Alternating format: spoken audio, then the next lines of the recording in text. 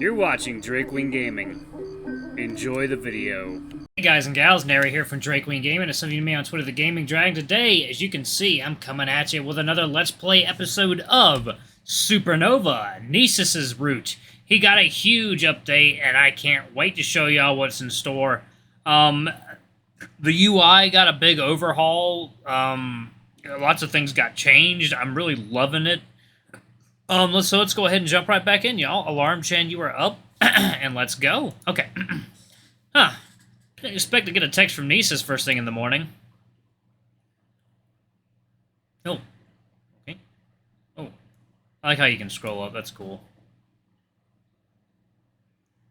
Morning. Is everything okay? Yeah, gonna go see about Gnome. I can go with you if you want. Sure, I guess. When? Now. Oh, okay. I guess I'll pick you up. Sounds good. Huh. That's even more unexpected. Judging by the conversation yesterday, Gnome must be another mage. Which means this little trip should be very interesting.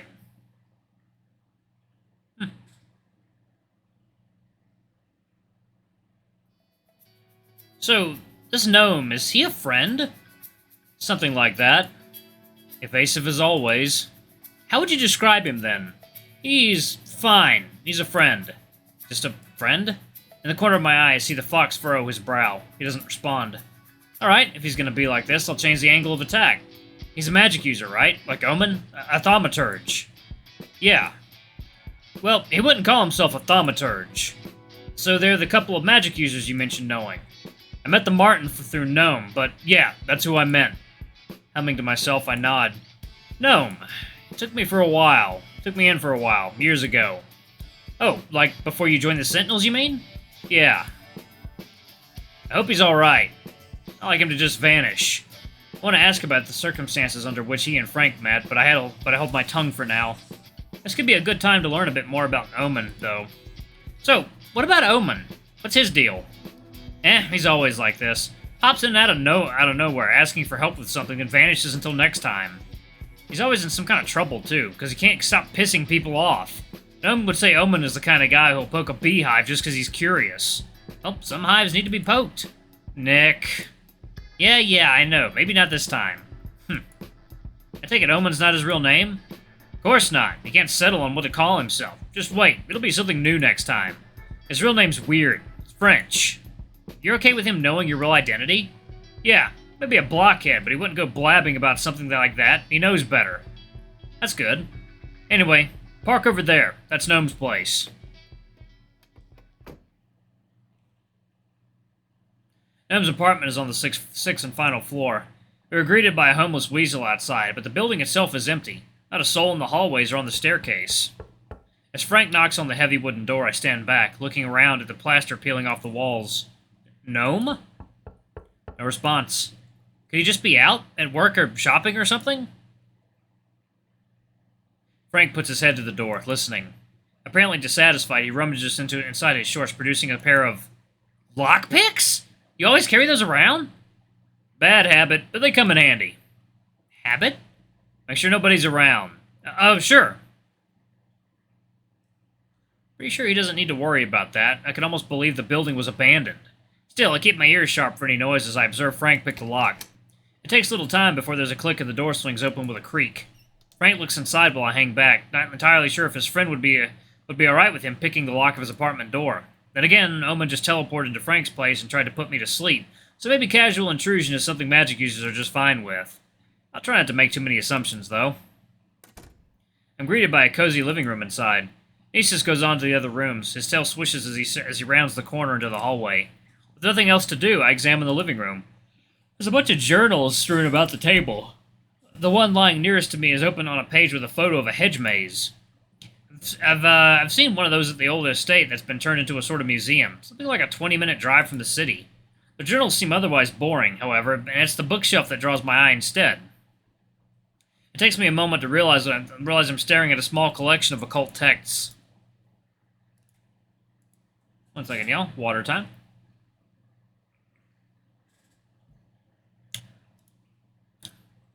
The Lesser Key of Solomon, the Codex Commentarium. Huh, never heard of this one.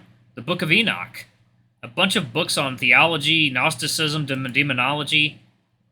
There a Necronomicon lying around here somewhere? Huh? What did you just say? I was muttering to myself, not having realized that Frank came back to the living room. Oh, nothing. There's just a lot of books on... your friend doesn't, like, summon demons or something, right? I'm pretty sure he doesn't. Why? Just the book selection over there. Huh. Pretty generic stuff, I guess. Well, most of it, I think. As far as occultism goes, if you're into that stuff, I'm not. I figured. A lot of these are pretty famous, but I've never heard of a bunch of the books here. Like this one, and, oh, wow. Even with the more popular titles, it's an interesting collection. You think your friend would lend me some of these? We're not here to look at the books. Yeah, sorry. The Martin better not have taken anything from here either. Well, the most valuable ones probably just aren't sitting on the bookshelf, right? Yeah, stuff like that would be in the sanctum, which is not here. There should be an entrance somewhere around, but I'm not sure. Well, we can look around some more. There's no point. Pretty sure nobody has slept in the bed in days, maybe weeks. I'll get Omen back here and see if he can open up a way into the sanctum. I avert my eyes, feeling a little guilty about going behind Mnesis' back regarding this Omen situation. What's with your interest in this stuff anyway? Dunno. I think it's fascinating. Barely any mages in the public eye, you know? He doesn't respond, instead eyeing up the bookshelf again. We should go. Sure? Are you alright? No. I had one friend die, now another is missing, so... no. Right, I'm sure Noma's fine. I mean, people go out of town all the time, right? His phone is off. Well... no reassurance to that comes to mind. Frank sinks into the armchair with a frustrated sigh. Sorry, y'all, it's kinda late. I let the awkward silence linger for a while, unsure if I can say anything to make the fox feel better, or if an attempt would even be welcome. Despite what he said just moments ago, Frank seems in no rush to leave, however, so I sit down. Did you leave here when Gnome took you in? No, they moved to this place not that long ago. Kinda like his old place more, but I guess rent here was cheaper. Oh man, even magic users have to worry about rent, huh? That's disheartening. How did you guys meet? I stole from him. How did that, happen? It's a long story. Frank surprises me, however, when he continues anyways without my prompting. I was homeless back then, since I can be very good at pickpocketing. And lockpicking, I guess? Yeah. Wow. I'm not proud of it. I'm not judging, just wasn't expecting to hear that. How come you were homeless? I aged out of the foster care system, and there was just nowhere for me to go. Oh man, Frank, I'm sorry. I had no idea. Whatever. I had a long time to get over it. So, your parents... yeah? No other family to take you in? He lets out a wry chuckle. No, not here. My parents immigrated. No way to get in touch with my relatives across the ocean. Doesn't surprise me. Most people who move here have barely escaped the lands under imperial occupation. And I'm glad Gnome helped you, instead of landing in jail or something. Yeah.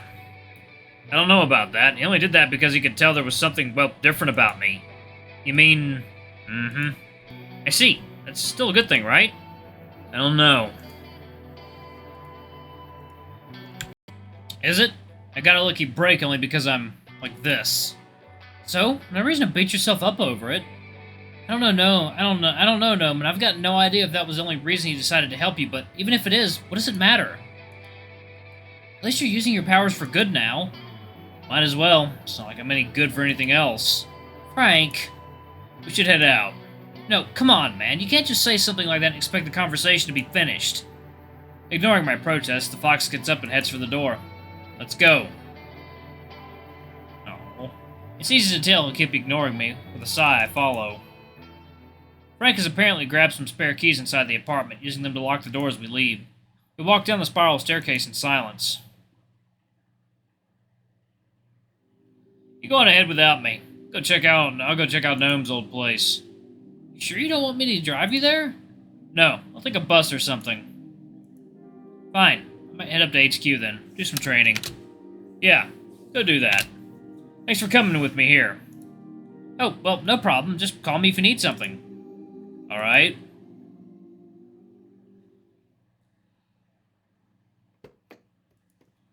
Just like him to shut me out as soon as he lets something slip about himself, I guess.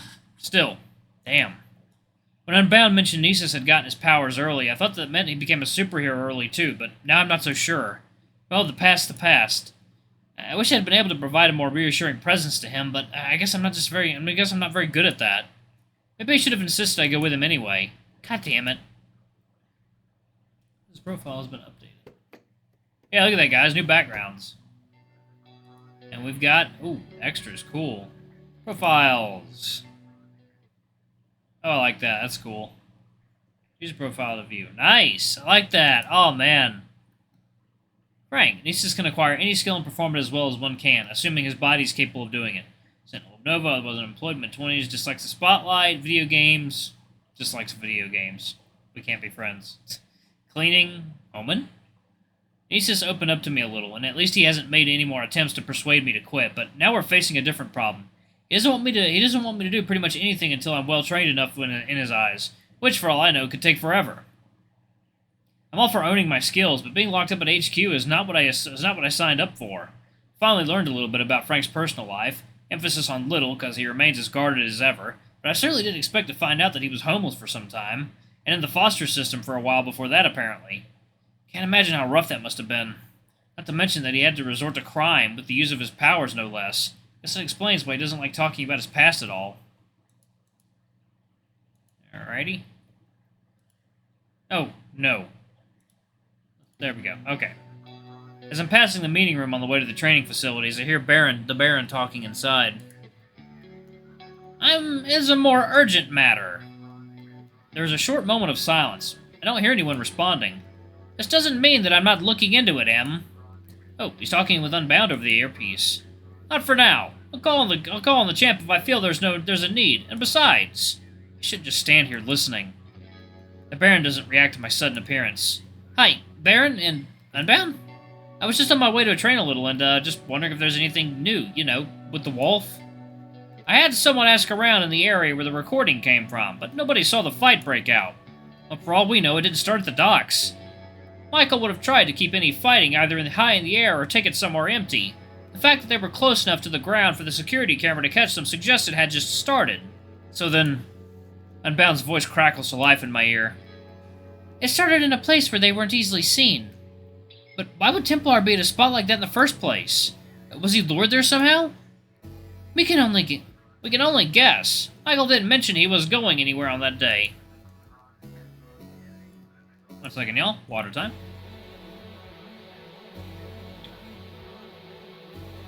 Alright. The Baron responds as if he was just reading my mind. Is there anything I can do to help? The rat seems to consider my question for a moment. Maybe. We can discuss this later. Where's the fox? He's taking care of some personal business. I was just going to train a bit on my own. If you'd like me to come for some more flying lessons, I will have some free time later this evening. I'd appreciate that, actually. I think it's time I graduated from just floating around. See you soon, then. As I'm about to turn around, the Baron surprises me by telling me to sit down. Is there something else? I just want to chat a little. This doesn't bode well, but I comply and take a seat anyway. I'm surprised you're still here. And why is that? I expected the fox to scare you off by now. Why would he do that? He's supposed to train me. Come on, Raccoon. We both know he doesn't want you doing this. Is that why you insisted he trained me, so he talked me out of it? Mnesis can teach you effectively and efficiently. That doesn't answer my question. The rat tilts his helmet, as if considering how to respond. Doesn't matter. Since you're really doing this, I'd like to make sure you're in the best shape possible to face whatever comes at us. Oh, great. So you also think I should be locked in here until I'm ready or whatever? Heh, no, not at all. What good are you to me here? Plus, experience is the best teacher anyway. Huh? Well, Mnesis doesn't seem to see it that way. Yes, I'm aware. Gotta say, it's been quite funny to see him go all overprotective. What's his deal? It's not like I'm insisting that I should start hunting supervillains through the streets. I said it, didn't I? He doesn't want you doing this at all. Good thing it's not his decision, then. Or yours, for that matter. Calm down. I get it. You're not quitting. Damn right. Alright, I hear you. Good luck dealing with Mnesis, though. He does sound amused. Ass. Oh, I'll be fine. I don't plan on just sitting around. Don't do anything stupid, Raccoon. Yeah. Speaking of which, I'll need you to sign some shit later on so I can officially get Greg off my back. It's so weird how he calls him Raccoon, It'd be weird if you just called someone, by their race. Like, hey, Hey, black guy, or hey, white guy. Hey, Asian man. That'd be weird. Ah, fine, as long as I don't have to hear about the Husky ever again. A tall order, but I'll see what I can do. Thanks. We also need to talk about your employment. What now? Under me. Since when? Since now. I'd like to make sure you're not subsisting on frozen pizzas because you're too busy here. So, what, you're just gonna throw money my way? As long as you're not a dead weight. I'll take it. I thought you might. If anyone asks, you're an intern at Braun Industries. I'll take care of everything else. Sure. Anyway, I'm off to train. The Baron's profile has been updated. Kind of curious. I like the VR room. That's pretty... Oh, that's cool. So, let's look at the Barons. Nah, we'll do the Barons next time. Gil is a real blessing when it comes to training, even without Mnesis here. Not having done much with the sword yet, I asked Gil to use the VR room to run me through some basics. The sword feels so natural in my hand. Not just the shape, but the act of holding a weapon, swinging it to slice up the virtual objects thrown my way. It feels empowering. Fun. That's how it feels. And not just because Gil's challenges are almost game-like in video in quality. Game or not, though, it's valuable practice. While it's unlikely I'll be dealing with any other swordsmen in this day and age, I still want to be at least somewhat good at this. It'd be interesting to see Mnesis practice his skills like this. I haven't quite finished processing what he told me about his past. Alright, y'all, it's time to... Yeah, I'm gonna go ahead and pause it right here. Thank you all so much for watching. Don't forget to like, comment, subscribe, ring that notification bell. Leave a super thanks or a tip if you can, it always helps. Until the next video, I love you all. I'll see you next time. Bye-bye.